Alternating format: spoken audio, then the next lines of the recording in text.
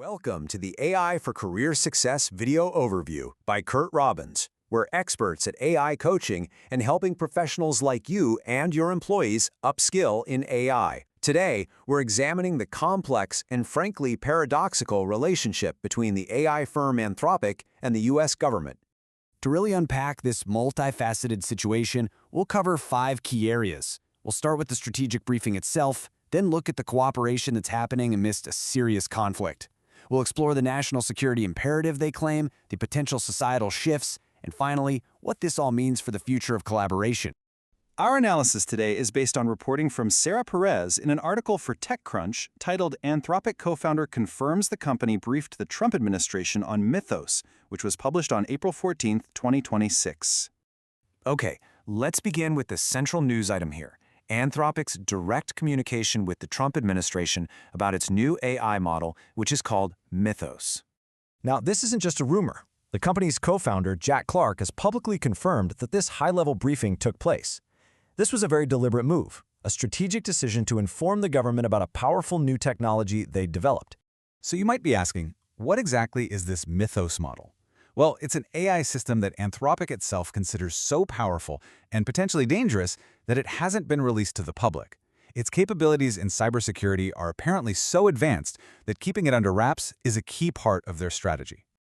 And this is where things get really interesting. You have this cooperation, this high-level briefing, happening at the same time as a significant legal conflict. This is the central paradox we're looking at.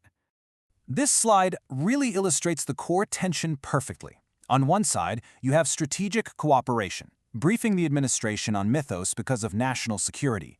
And on the other side, you have active conflict. Anthropic is suing the Department of Defense after being labeled a supply chain risk. Anthropic's co-founder Jack Clark has tried to frame this carefully.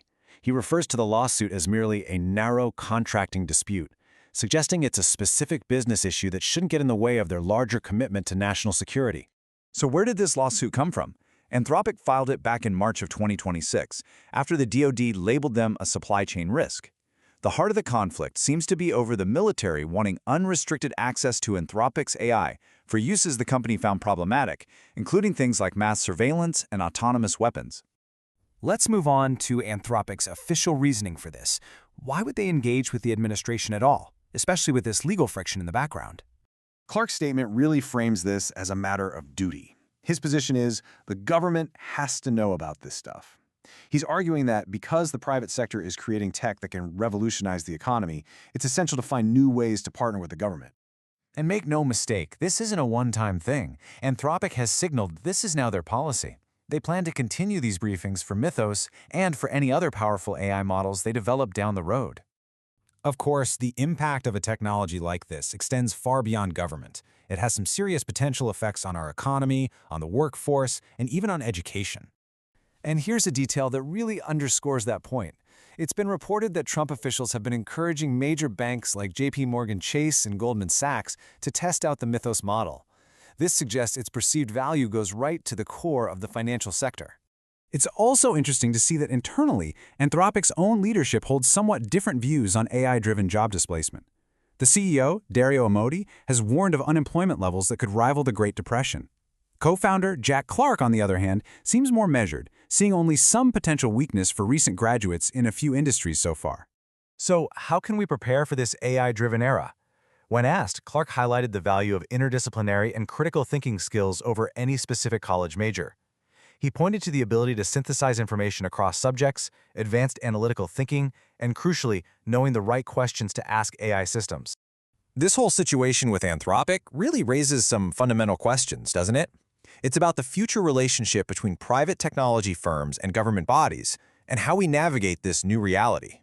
And that leaves us with this provocative thought. As private labs create technologies that have this level of power, how should they, and the government, navigate this incredibly complex new interdependence? What should the rules of engagement really be?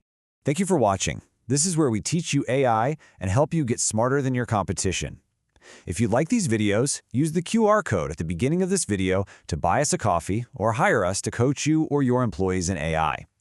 We encourage you to subscribe to the AI for Career Success YouTube channel, and please like, comment, and share to help us reach a wider audience.